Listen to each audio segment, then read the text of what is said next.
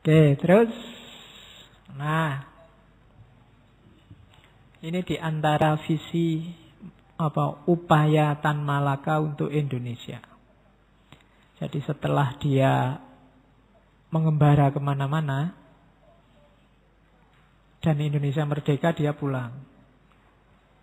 Pulangnya Tan Malaka ke Indonesia jangan dibandingkan dengan pulangnya Soekarno dari pengasingan. Jauh. Tan Malaka pulangnya sendiri, nggak ada yang peduli, nggak ada yang kenal, nggak ada yang sambutan besar-besaran. Kalau Soekarno pulang kan yang menyambut luar biasa zaman itu. Cuma Tan Malaka ini bukan ingin melawan Soekarno. Soekarno juga sahabatnya, temannya. Banyak kebijakan-kebijakannya Soekarno yang dia tidak setuju. Khususnya kebijakan-kebijakan perundingan, apalagi zaman kabinetnya Syahrir. Syahrir ini temannya, sama-sama Sultan. Satu daerah asalnya. Cuma caranya jauh. Syahrir ini politisi, intelektual. Geraknya tidak revolusioner bagi Tan Malaka. Kesuwen. Apa kesuwen itu? Bahasa Indonesia. Kelamaan. Bolak-balik diplomasi, dialog, kesuwen. Ini sudah untuk itu. Sudah mumpung orang semangat, mumpung orang bergairah, bergelora, ya bolak-balik rundingan aja. Kapan kita merdeka beneran ini? Wong sudah proklamasi kok masih dibuat mainan sama orang-orang luar. Kan itu yang dibikin Tan Malaka sumpek itu kan. Akhirnya dia bikin gerakan sendiri. Itu nanti yang jadi awal dia mulai diincar. Termasuk oleh pemerintah. Dia bikin tahun 46 kelompok namanya Persatuan Perjuangan. Dia dengan gagasannya sendiri membentuk kelompok, dibentuk di Purwokerto tahun 46. Organisasi-organisasi dihubungi semua. Siapa yang mau bikin gerakan baru untuk Indonesia yang baru. Dan zaman itu berhasil mengumpulkan 141 aliran politik, organisasi politik, Laskar, Masumi ikut, PNI ikut. Karena memang orang sudah mulai tidak sabar lihat diplomasi pemerintah yang bertele-tele. Akhirnya tanggal 15-16 Januari 46 bikin namanya minimum program. Target minimal. Yang pertama berunding dengan tujuan pengakuan kemerdekaan 100%. Jadi setelah kita proklamasi itu, kok kayak tidak ada bedanya ya. Sudah merdeka dengan belum merdeka. Ini masih ribut. Sekutu yang mau balik lagi, Belanda yang mau balik lagi, Jepang yang dipulangkan, ada yang tawanan mau dirampas. Lah katanya kita sudah merdeka.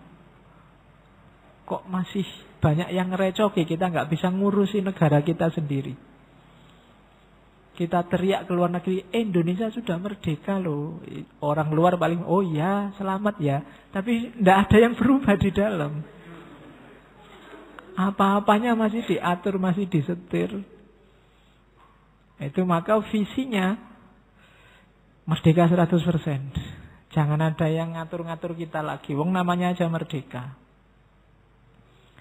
Itu usulan pertama dari minimum program. Dan ini termasuk yang disetujui oleh Jenderal Sudirman. Yang kedua, pemerintahan rakyat. Jadi pemerintahan yang sesuai dengan kemauan rakyat. Jadi bukan pemerintah yang mikir, ya pikirannya bagus-bagus, tinggi-tinggi, tapi versi dia. Kalau versi dia, versi mereka, tidak ada jaminan loh cocok dengan keinginannya rakyat. Rakyat butuh apa, dikasih apa. Mungkin yang dikasih ini luar biasa, tapi kalau nggak dibutuhkan buat apa? Gitu loh. Kalau rakyatnya butuh sepeda ontel, dikasih pesawat terbang, ya kan nggak manfaat. Ya luar biasa pesawat terbang itu, tapi kan rakyat hari ini masih cuma butuh ontel. Jalan-jalan di kampungnya juga masih memungkinkan sepeda ontel. Buat apa dikasih helikopter, pesawat terbang misalnya. Contohnya itu. Jadi pemerintahan rakyat itu pemerintah yang difikirkan rakyat butuhnya apa. Kebutuhan rakyat, kemauan rakyat. Rakyat maunya bagaimana. Bukan kemauan elit, visinya elit. Meskipun mungkin pemerintah elit itu program-programnya luar biasa. Tapi kalau bagus menurut mereka, tidak bagus menurut rakyat juga, tidak efisien.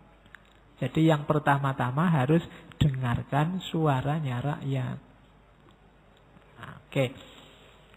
Idealnya suaranya rakyat itu diwakili oleh wakil rakyat. Idealnya begitu. Cuma kadang-kadang ideal itu tidak sesuai dengan kenyataan. Ya diterima saja. Salahmu dhewe. Wong yang milih wakil rakyat juga rakyat toh. Oke, ya mungkin saya bilang tadi mental kita masih mental ramah tamah, jadi basa-basi ndak enakan itu. Oke, tentara juga begitu. Tentara yang melayani rakyat. Kemudian usulnya juga menyelenggarakan tawanan. Eropa melucuti senjata Jepang. Ini kan tawanan-tawanan Belanda yang ditawan Jepang. Itu kan banyak tawanan-tawanan perang. Ini kan Indonesia sudah merdeka. Masa tawanan-tawanan yang dimiliki negara yang merdeka kok yang ngurusi bukan negara itu sendiri. Senjata yang ada di sini kok ya tidak boleh kita gunakan. Kita diancam-ancam untuk tidak ada merampas senjata. Itu kan kita janjane merdeka tapi apa ya merdeka. Wong sekedar itu aja kita tidak bisa. Jadi melucuti senjata Jepang, menyita hak milik musuh. Ya, kenapa sih harus dilucuti, harus dirampas hak milik musuh? Lah kita negara yang sangat muda, masih bayi, masih belum punya apa-apa. Kita belum punya apa-apa, nanti rampasan-rampasan perang kok kita nggak boleh memiliki. Itu kan namanya belum merdeka, berarti kita masih dijajah. Nah itu yang ada di logikanya kelompok yang namanya Persatuan Perjuangan. Tahun 46. Indonesia masih umurnya setahun. Cuma kalau nggak dipercepat, kalau nunggu, kalau model diplomasinya Sultan Syahrir, ini ya keburu padam semangatnya. Ini mumpung sedang panas-panasnya baru bangkit. Kalau lama-lama bolak-balik diajak perundingan aja ya bisa kacau. Maka ayo merdeka beneran 100%. Termasuk menyita perusahaan-perusahaan dan pertanian. Kan Belanda meninggalkan banyak perusahaan pertanian dan lain-lain. Nah itu di antara gerakannya sebelum mendirikan Partai Murba. Namanya Persatuan Pembangunan. Cuma nanti gerakan ini dicurigai kemudian semuanya melepaskan diri dan Tan Malaka dianggap penanggung jawab sehingga dia nanti dikejar-kejar. Oke, terus sekarang kita pahami gagasannya. Namanya Revolusi Indonesia. Tan Malaka termasuk bapak revolusi dan dialah yang pertama kali menggagas istilah Republik Indonesia. Jadi istilah RI itu pertama kali dari Tan Malaka. Maka dia dikenal bapak Republik Indonesia. Tan Malaka tidak mau kalau hanya evolusi, tapi revolusi. Harus cepat perubahannya. Jangan lambat, jangan lama-lama. Caranya apa? Revolusinya nasional. Bareng-bareng kompak untuk melakukan gerakan. Jadi revolusi nasional itu wadahnya, isinya revolusi sosial. Revolusi sosial itu apa? Ya tadi, menjatuhkan imperialisme dan menyingkirkan gaya hidup feodalisme. Jadi kalau ini sukses, berarti revolusi nasional sukses. Jadi isinya revolusi se-Indonesia, revolusi nasional itu menyisihkan feodalisme, menyingkirkan imperialisme, kolonialisme. Kalau ini sukses, berarti akan lahir Indonesia yang baru, yang merdeka 100%. Maka harus kompak. semuanya. Cuma kan gitu. Caranya ya harus strategi dong. Nanti strateginya namanya apa? Aksi massa, mas aksi. Bukan langsung perang dada lawan dada. Kalau perang dada lawan dada ya kemungkinan kita agak berat. Mas aksi itu ya gerakan massa yang bareng-bareng. Ya kayak mas aksi, tak kasih contoh simpel hari ini. Kalau kita tidak setuju dengan acara-acara TV, ayo bareng-bareng tidak usah lihat TV, itu mas aksi. Semuanya, jangan ada yang nonton TV. Nanti kan TV-nya berangkutu sendiri. Nah itu di antara contoh mas aksi. Cuma zaman itu belum ada TV. Jadi pengerahan rakyat. Kompak bareng-bareng. Kalau penjajah bikin produk apa, semua nggak usah beli produk itu. Selesai, produknya tidak laku. Itu contohnya mas aksi. Oke, nanti ada penjelasan lagi mas aksi. Yang kedua dikritik. Kenapa harus revolusi bukan evolusi? Karena proses kooperatif itu terlalu lama. Dia mengkritik diplomasi. Diplomasi itu sifatnya lambat. Kemudian kita rugi. Diplomasi itu kita tidak bisa full. Perjanjian itu kan bikin kita malah sumpek sendiri. Orang yang suka diplomasi, yang bikin kita malah rugi. Kalau di Tan Malaka disebut inlanders alat. Jadi kaki tangannya Belanda. Kita malah rugi sendiri. Nanti waktu diplomasi ada kesepakatan. Oh Indonesia sampai wilayah sini ya, yang sini miliknya Belanda. Kan ada itu. Di perjanjian Renville itu demarkasi batasnya. Ini miliknya Belanda, ini miliknya Indonesia. Itu hasilnya diplomasi. Malah menyusut. Keliru. Jangan diplomasi dong katanya Tan Malaka. Kalau ada maling masuk rumahmu, ya usirlah dia. Kalau perlu dipukuli, masa malah diajak berunding. Ya kan? Loh penjajah itu kan maling masuk ke rumah kita, malah diajak rundingan. Gimana? Sampean mau ngambil apa? Terus ya kan perundingan itu kan kasarannya begitu. Mau jajah seluruh Indonesia, ya ndak bisa dong. Lah kita gimana? Oke deh, setengahnya aja ya boleh ya. Ya boleh lah, cuma ya kompensasinya apa? Itu rundingan kan begitu. Lah wong itu maling. Kalau ada maling masuk rumahmu ya diusir, dipukuli sampai dia pergi bila perlu. Kok malah diajak berunding? Ini dasar logis kritikannya Tan Malaka pada usaha-usaha diplomasi.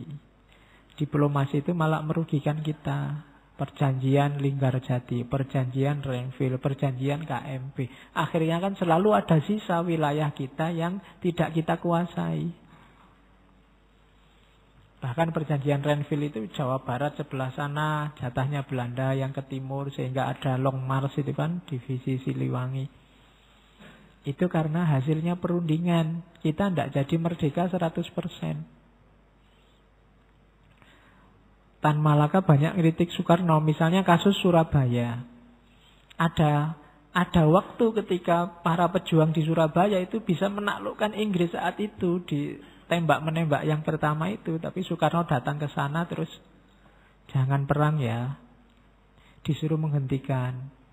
Sampai akhirnya ya pasukan bantuan datang semua, hancur Surabaya.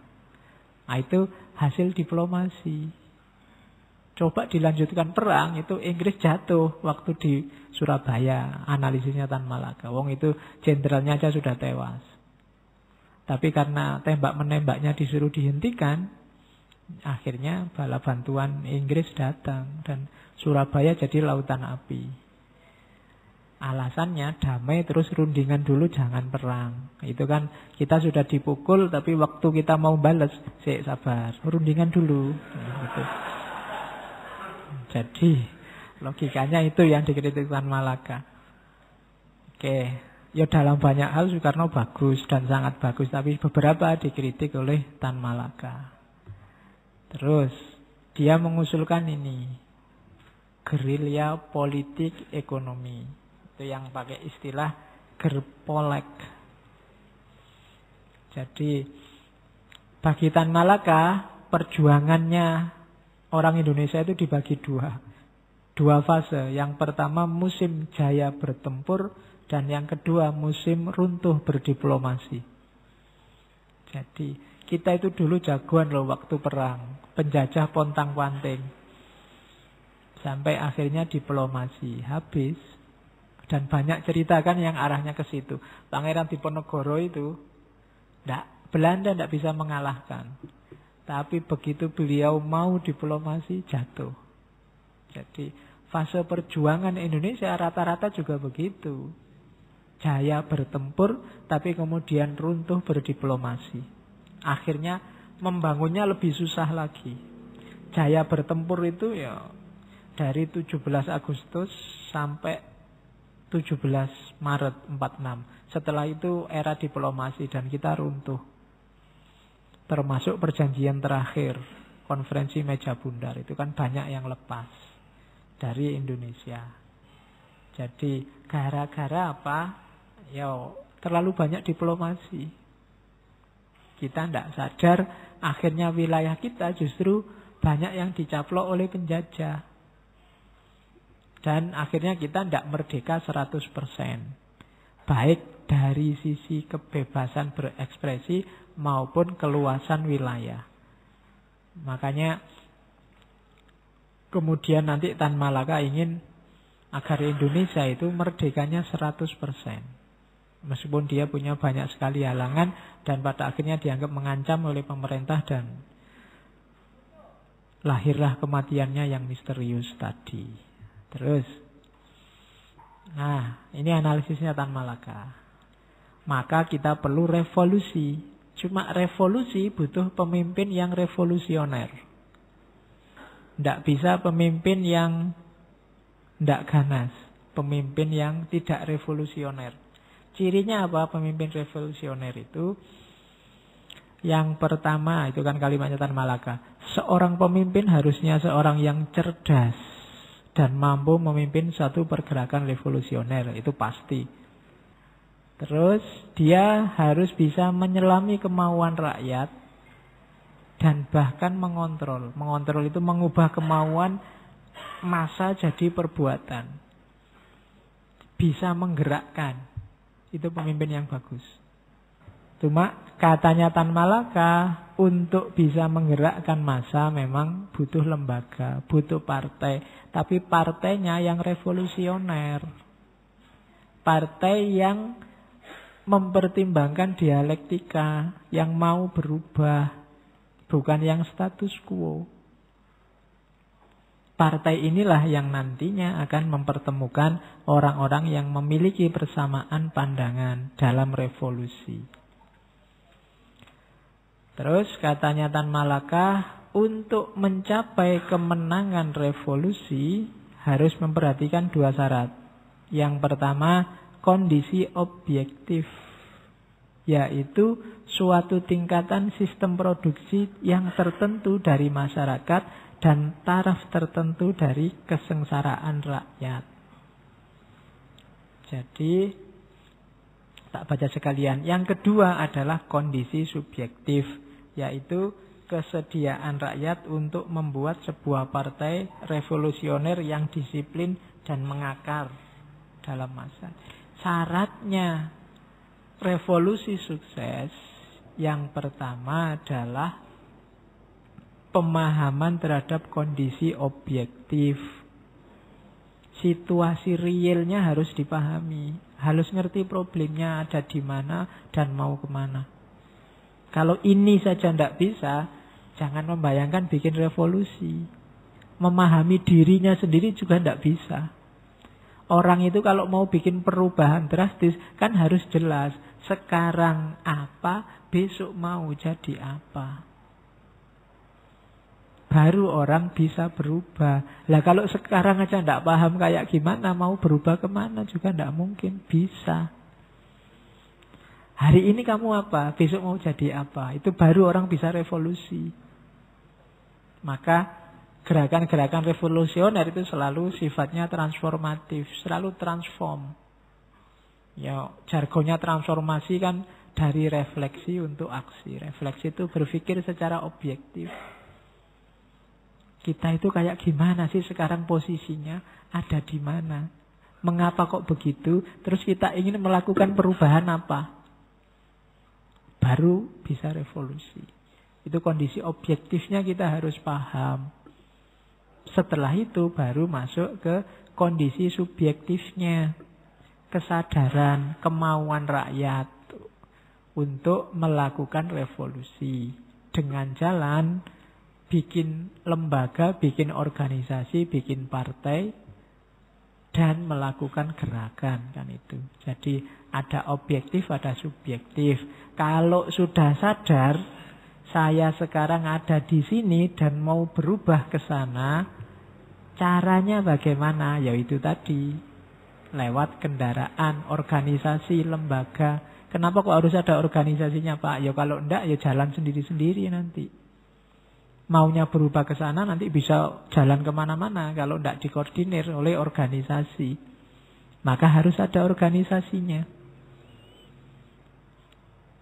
Makanya ada jargon yang bilang kejahatan yang terorganisir itu lebih sukses daripada kebaikan yang sendiri-sendiri.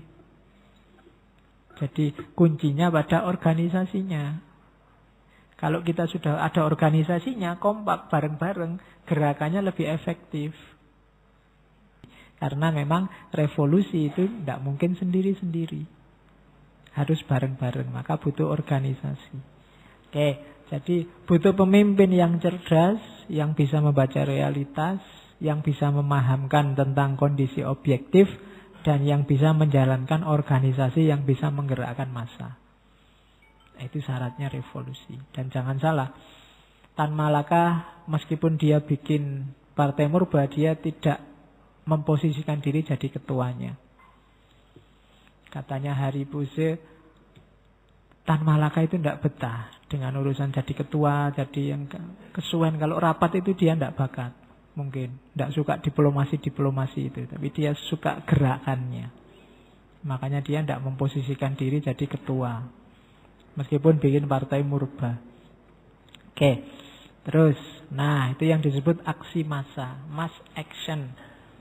Jadi nanti ada bukunya, silakan dicari. Jadi massa yang sudah tersusun, punya semangat revolusioner, kemudian bergerak. Itulah mass action. Ya, untuk konteks Indonesia terdiri dari para buruh, petani, masyarakat miskin, rakyat jelata.